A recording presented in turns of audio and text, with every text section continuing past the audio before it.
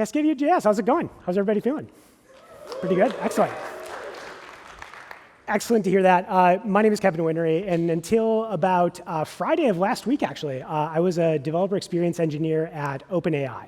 And in the about a year and change that I worked there, I worked on lots of really exciting things, but perhaps none more exciting than GPT-5, which is a new model that just launched in ChatGPT and through the API just a few weeks ago. And I wanted to put together a very practical guide for developers to give you just like some very specific things to latch onto to use this model as effectively as you could.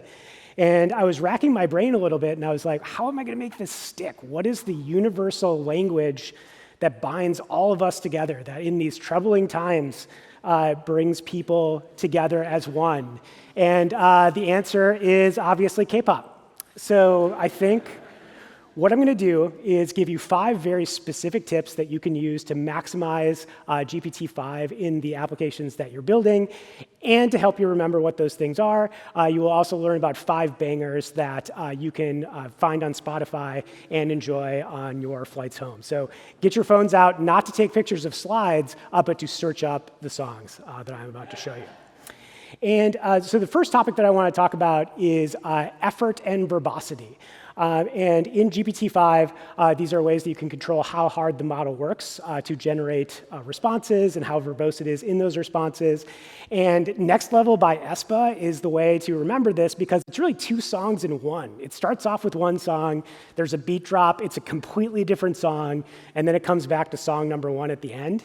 And GPT-5 can seem like it's 2 different models at least, depending on these options when you pass them in. So this API here is using the new Responses API through the OpenAI SDK, which was my dear baby while I was working there. And it uses the reasoning effort set to medium. And medium is the default value for reasoning effort. And this means that the model is going to generate a certain amount of tokens for purposes of understanding the prompt and deciding the best course of action before ultimately giving you output tokens back. And this value, if I call it the juice, I mean reasoning effort. Juice is just what we called it internally for funsies.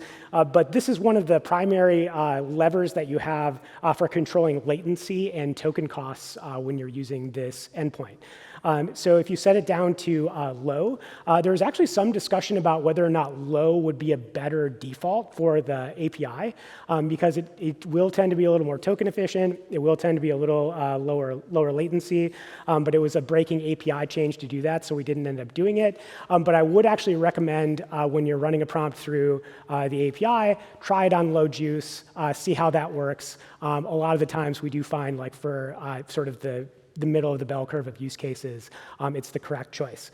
There is also high reasoning, which is great for like agentic tasks, generating code, things of that nature. There is a minimal reasoning effort as well, but it's not necessarily something that we push really hard. Like it was more of an experiment, and we actually find that on some of our evals, minimal reasoning effort doesn't produce the kinds of results that you'd like to see. So you can kind of forget that it exists. So probably low, medium, or high is usually what you're going to want to go with. The other thing that you can control is the verbosity of the model's response. So medium is the default value. There is a high and a low. Currently, GPT-5 is the only model that will respect this option. Every other model is kind of assumed to be medium verbose in the rest of the API. But this actually makes a pretty big difference if you switch it to low. So for that like simple one-line prompt, it reduces the amount of tokens sent back by the model by quite a bit. So if you're finding the model is very chatty, is giving you too much back, playing with the verbosity of the response is going to be something interesting for you to try, I think. Now, the next thing that I wanted to talk about was chain of thought. GPT-5 is a reasoning model. It generates chain of thought tokens to create a better response. There's actually some caveats that are not super well understood, I don't think, among developers of how you need to handle those reasoning tokens such that the model over multiple turns will give you the results that you expect. And if you don't do that properly, you will indeed F up the world, just like Lisa is doing in this video here. So when you are generating a simple text response, like this is actually one of the simplest ways that you can use the API, which is great. I love that it starts with just 2 necessary parameters, and you can already do something pretty interesting. We've been using this output text helper in the code examples so far, but that string of text isn't the only thing you get back from the API. You actually get an array of output items back with every generation request from GPT-5. And what that looks like is something like this. And for a very simple request like this one, you'll usually get a reasoning item back, which represents, it's basically a pointer to the reasoning tokens that were generated by the model on the back end. You can configure it to have a summary of the reasoning tokens sent along with it. In this case, we didn't. In addition to the actual response from the model. So what you need to be careful about is this first item in the array, the reasoning token, the most recent reasoning item that you got back from the API. If you're manually managing context, like on your side in the application, you need to make sure that you send back the reasoning items, the most recent reasoning item that you got back with subsequent API requests if you're doing multi-turn interactions with the model. So if you're using a framework like the Vercel AI SDK, I think that is doing this correctly for you. But if you're manually managing state, this is something that you need to be aware of. And there's actually a few ways in the Responses API where you can do this in a much more ergonomic fashion. One is by using a previous response ID. So if you want to sort of have each request to the API sort of build on top of the previous one and sort of pick up the same context from where the previous response left off, you can use the previous response ID, which is in the second API call that you can see up here. And when you generate that second response, it will already have the context and reasoning items from the previous turn without you having to manually manage those. The other thing that you can do is use the conversations object. And this is actually pretty hot off the presses. I think it's only been in the API for less than a month. I think it's been just a couple weeks. But a conversation is a resource in the API which is basically a container for context. So if you want to you can actually directly interact with the conversation and add like tool calls to it, add output items to it. It's basically an API endpoint that takes over for you managing like this giant array of objects that you have to pass into the API to manually manage state if you're using the API directly that way. So you create a conversation, and then each time you make an API request, you can reference the conversation by ID within that API request. And it'll manually sort of like build up context for you. There's even some automatic like truncation behavior. So if the context gets too large, it'll drop messages like from the middle of the context and like kind of keep the beginning and the end and start to like shrink the context in a helpful way to manage context window size if the conversation gets sufficiently large. So conversations as an API tool, definitely very new, but something that you should definitely check out. And I think a little easier to grok than the previous response ID. And it's a lot more flexible because you can like programmatically interact with the conversation as an object. So third thing that I want to talk a little bit about is tool usage, which is really the special sauce of every AI application, because if you're just leaning on the knowledge that the model has and not giving it access to new data and new capabilities, you're probably doing it a little bit wrong. Hot Sauce by Baby Monster, definitely worth checking out. Though I will say, like, you can like watch these videos on Spotify, or like listen to these songs on Spotify, but you should really watch the videos. K-pop is a visual medium, and you should enjoy it in that way if you possibly can.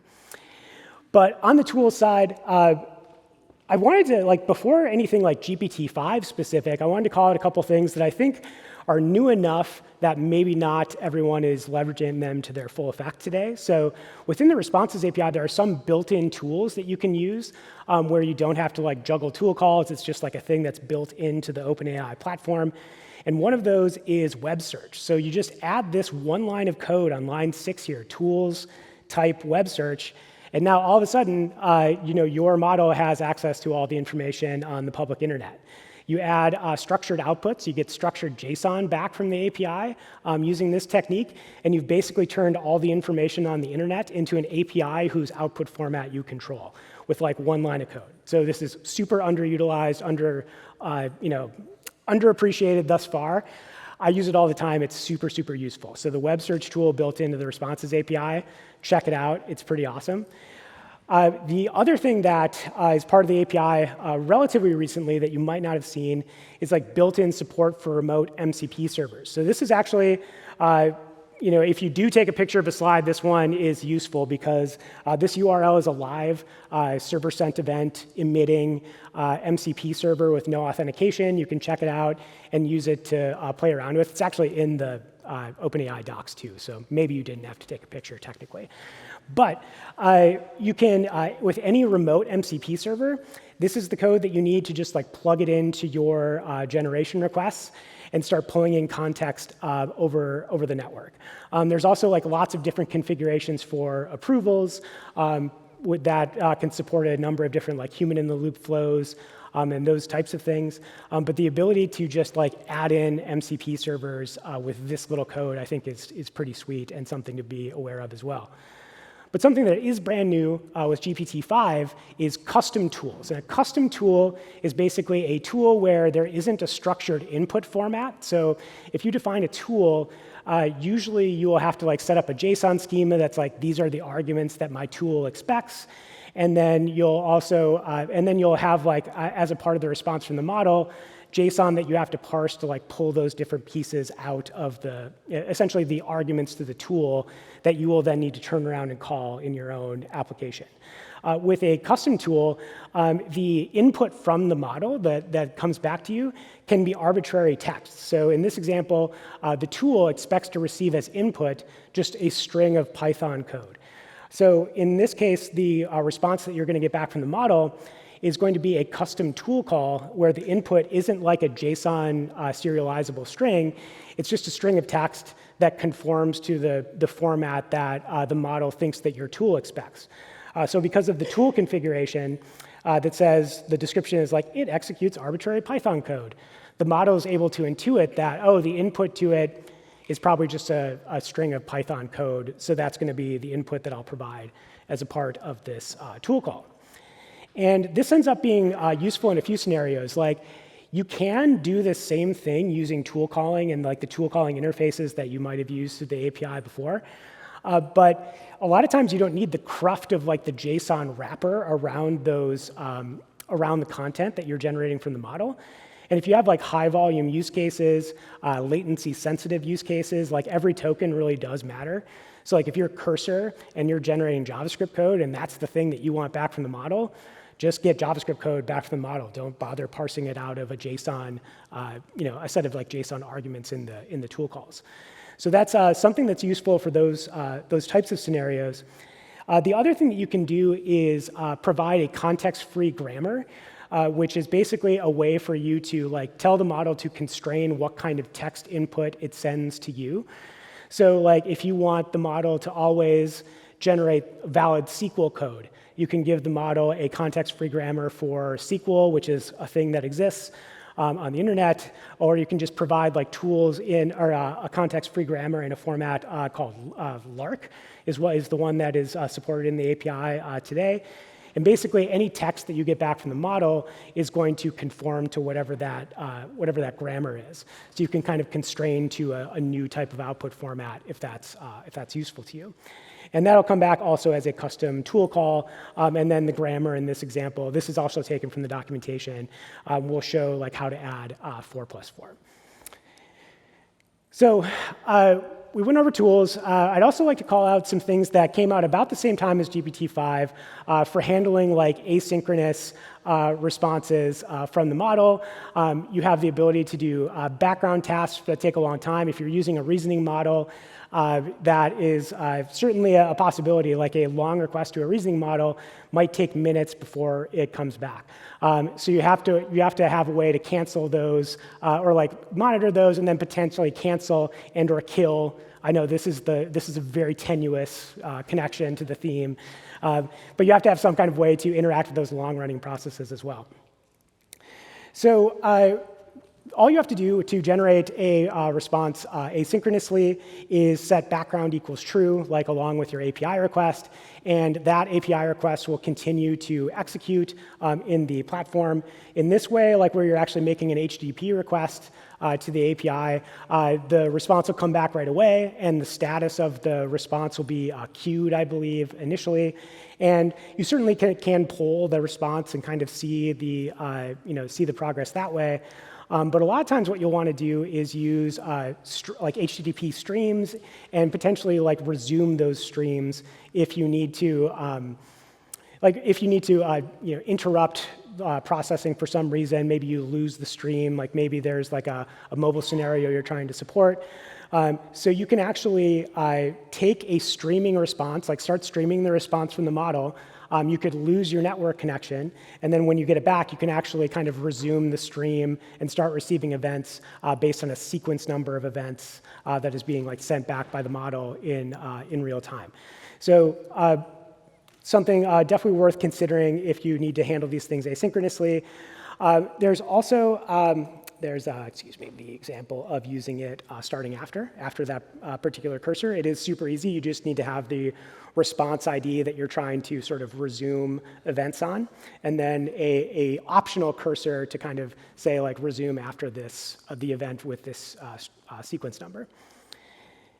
And then the other option you have for asynchronous processing is webhooks. So if you go to platform.openai.com, in settings, there's like a webhooks section where you can configure a URL and select like which events in the OpenAI platform you want to listen for. And then you'll receive a JSON payload to those webhook endpoints whenever these different events happen. So if you're firing off background responses and one of those responses completes, you'll get a webhook event back with an ID to that response so that you can fetch it through the REST API and figure out what content you got back from the model. And there's actually a number of these different webhook events you can listen for. In the real-time API, you can actually set up like SIP endpoints that'll call your webhook for incoming phone calls, like if you're building a voice agent. Lots of different things you can control through the webhook interface. And finally, I think it would be malpractice to like not include a K-pop Demon Hunters clip within a presentation like this one, at least in the fall of 2025. And I think the reason why like this one felt appropriate is like GPT-5 is a very literal model, much like the demon hordes of Grima who want to attack the K-pop Demon Hunters. GPT-5 will very specifically follow the instructions that you give it, so you need to be very careful about what those instructions are. So I wanted to give just a couple very quick hits about what you should consider when you're prompting GPT-5. So number one is to avoid conflicting information. So this is a prompt engineering best practice that has existed for a very long time, but it's especially important for GPT-5 because it will decide to go in one direction or the other when conflicting information is present, and that may or may not be desirable for the behavior that you want. So this most often comes up within like sort of complex pipelines where like maybe the system prompt is being concatenated together from multiple strings. But a lot of times if the model is not being steered like in the direction you want it to be steered, there's usually some conflicting information that exists in the prompt. So make sure that if you are kind of dynamically building a developer message with those instructions, that it doesn't contain conflicting information. So also precision of your instructions is very important because the model is very literal. Like it will try its best to interpret and follow your instructions very faithfully. So you have kind of the option of kind of doing one of two things. Like you can be very explicit and say like, do these things in this order, in this specific way, or you can be very high level and just like give a sentence of input and let the model run with it. That's also fine. But if you are trying to give those precise instructions, be aware that the model is going to be very literal. So try to be as prescriptive as you possibly can. One thing to note about like the format of the content, especially like in a very large prompt, like maybe you are doing some kind of RAG situation where you're stuffing a lot of context in a prompt before sending it to the model. If you group related information like inside XML tags, you can sort of give the model hints about like what a chunk of text is for. So like if there's an example, having like an example XML tag is sometimes helpful in doing that. I do have a link on the next slide to kind of show you some places where you can see some examples of this, so don't worry. But within the training data for the model, it was sort of conditioned to understand grouping of information within a prompt using XML tags, so you can conform to that format as well and get the model to understand what it is what kind of information you're trying to provide. We've also found through experimentation that sort of telling the model how it should plan to execute a task is relatively effective. So like give the model some instruction on like, before you start, think about these things, take these steps, maybe get this specific information first. And that's kind of related to number 5 here too, is that like through this process, you can also steer the eagerness of like tool calling. You can say, return an answer to the user right away, like don't call tools unless you absolutely have to. So like you actually have a decent amount of like prompt influence over how the model decides to call or not call tools, how aggressive or how like assertive it should be in like making decisions on behalf of you, like while it's generating a response, versus returning right away with some kind of response first. So if you want to take a longer dive through prompt best practices than what I was just able to show up on the slide, that's in the documentation. If you go to /docs/latest model, that'll take you to a page that's currently about GPT-5, and it'll link to a lot of some of the things I talked about in this talk. In addition, it'll also link to a prompting guide, which I definitely recommend that you give a roll as well. It was kind of compiled by our solution architects and folks that have been working with customers early with GPT-5 and kind of condenses some of their learnings from there. So definitely check that out. The other thing I would plug is the prompt optimizer. It's kind of an ugly little sub-URL here, but this will actually take an existing prompt that maybe you've written for GPT 4.1. Maybe you even use other models in your code, who knows? You could take those prompts and put them in this interface, and it'll give you a sense of like how you can improve it for GPT-5 based on some best practices that we understand. So that is kind of the crash course for GPT-5, the 5 things that I think are worth considering as you're kind of practically building on top of the API. If you want to catch up with me on the internet, there is some information there that you can use. I'll also be here for the rest of the conference today. So if you have any questions for me, I'd love to answer those for you. And the bonus K-pop song/video that you should check out is a more recent one, Gnarly by Cat's Eye. I can only describe it as like sandwich horror, I think is the genre of the video. And I don't know if you've ever heard a song where you're like, this is dumb, I hate this song. And then you get to the end of it, and then you just hit repeat right away. That was Gnarly by Cat's Eye for me, so definitely worth checking out. Thank you very much for your time. Enjoy the rest of Cascadia. Let me know if you have any questions. I'd love to talk with you. Thank you.